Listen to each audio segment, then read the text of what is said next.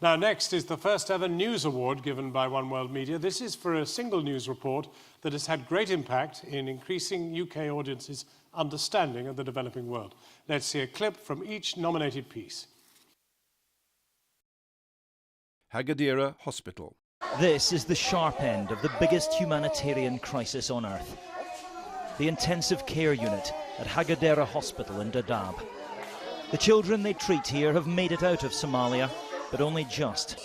The influx of refugees has put a huge pressure on space and staff. They only admit the most serious cases. Today, like every day, the ward is full to bursting. Famine in Somalia. K50 camp run by Al-Shabaab is packed with refugees displaced by the drought in Lower Shabelle. As in most of Somalia, Al-Shabaab are the local authority and all aid agencies must cooperate with them in order to operate. However, aid organizations are adamant they themselves maintain control of the distribution. So, some international aid is now crossing the front line to the famine zone, but there still can't be a mass UN presence on the ground. New arrivals camp amongst the plastic pallets while they wait to be registered and provided with tents. Amina and Hawa arrived yesterday from Tori, which is about 6 miles from here. They said they have lost everything they had and they had to leave their homes. NATO units left 61 migrants to die of hunger and thirst. Jack Schenker's exclusive story about migrants adrift in the Mediterranean, apparently left to die by European and NATO forces, brought global attention to the tragedy of North Africans fleeing political turmoil and military conflict.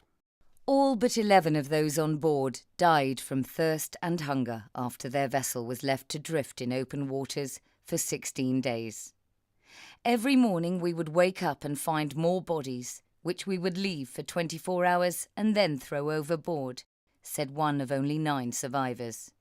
By the final days, we didn't know ourselves. Everyone was either praying or dying.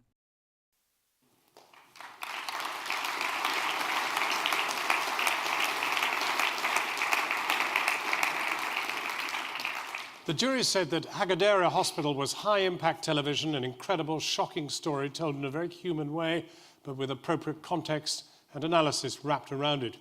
Through a series of reports on the subject, it demonstrated ITV's commitment to placing the issue of the Somalia famine powerfully in front of a mainstream audience. Famine in Somalia was an enterprising and brave piece of journalism going to the heart of the catastrophe affecting 3 million people. Jamal Osman ventured to areas so dangerous many aid agencies had been forced to pull out. NATO units left 61 migrants to die of hunger and thirst, relayed one of the great untold stories to UK audiences, the plight of migrants.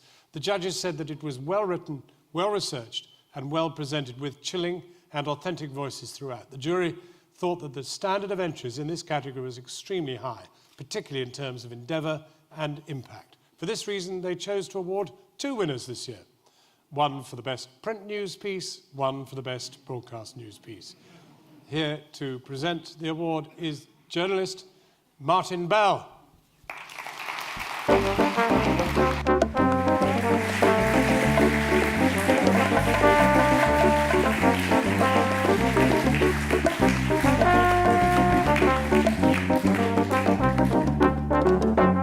This old bloke in the dodgy tie, I know him.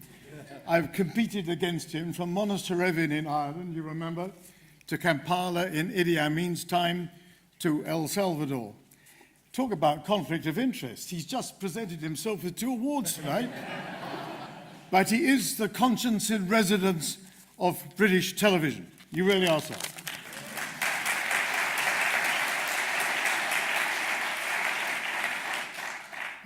Broadcast news and print news. NATO units left 61 immigrants to die.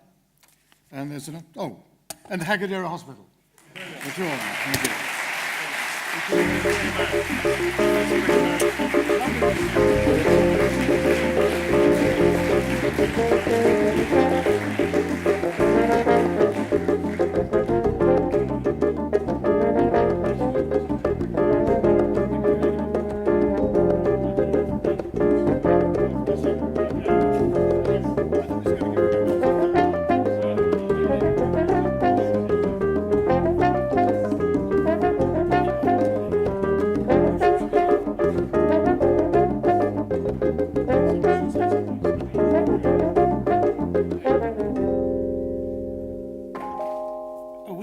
spent just over a week in one room, one ward in Hagadera Hospital in Dadaab, the Children's High Dependency Unit. It doesn't sound like a great deal of time, and it isn't really, but in television news terms, it's a real rarity and a luxury to get that amount of time to really understand and appreciate the people whose work you're watching. And it was really quite humbling to see the dedication of the staff there. We followed particularly one doctor, Dr. John Kiagora and his team.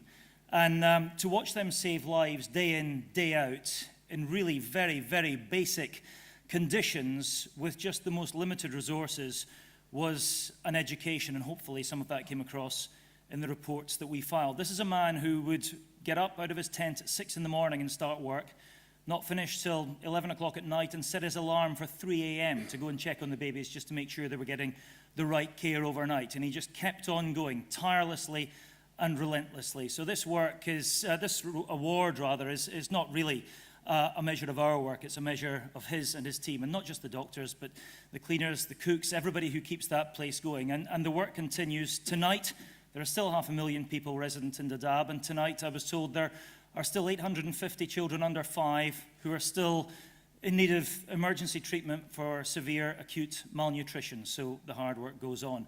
I should say just a couple of thank yous to Deborah Turness, our editor, whose enthusiasm and energy is a real force of nature, and who had the idea for this series of reports. To Tim Singleton, our foreign editor, whose support and backing I value tremendously. To Andy Rex, cameraman and editor behind this series, who I worked with for 4 years in Africa, my mentor and my tormentor at times, but a great colleague and a great friend.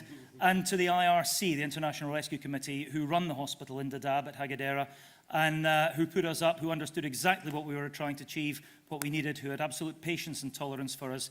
This award is absolutely for them. Thank you.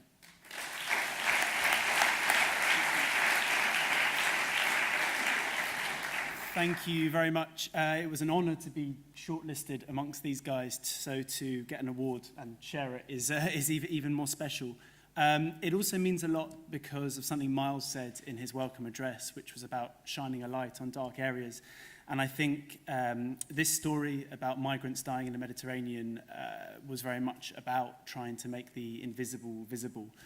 There has always been, from the beginning with this story, it's been about, at one level, 63 migrants who were left to die one by one from thirst and hunger, drifting in the busiest shipping lane in the world, even whilst NATO and various other European coast guards and officials knew their location and plight.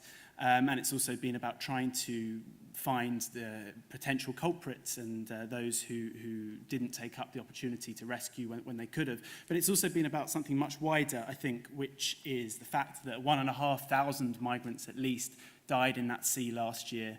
And I think it's the potential culpability of all of us in media circles, in policy circles, in European circles when it comes to setting that value on human life and bringing attention to this issue. This year, once again, thousands of people will try and escape poverty, persecution, conflict, and seek out economic opportunities which are relentlessly stockpiled in the global north at the expense of the global south. Many of them will die. The one good thing that this report has done, hopefully, has had some tangible effects in terms of getting the Council of Europe to establish new protocols to try and put pressure on NATO and others to really shift their whole attitude towards this issue. And if this award can add anything to keeping that public pressure up, then it will be a very good thing indeed. I know we're not supposed to, we all had strict instructions not to give any lists of thanks, and I'm glad to see everybody else has ignored that as well. So very, very briefly, I have to say a massive thank you to my editor, Charlie English, and all of the Guardian Foreign Desk who have supported this story from day one. And also, although the Guardian may have been the first international paper to break the story, there have been many other investigative journalists, the Special Rapporteur at the Council of Europe, researchers at the University of London who have done amazing work in keeping the pressure up and finding out new details. And finally, the survivors themselves who shared this incredibly traumatic event with us and showed a real bravery and commitment in doing so. If it wasn't for them, we wouldn't know about this story. And whilst they face their battles for resettlement and an attempt to start a new life in Western countries, hopefully the bravery they showed in sharing their story means that fewer people will have to go through what they did in the future. So thank you very much.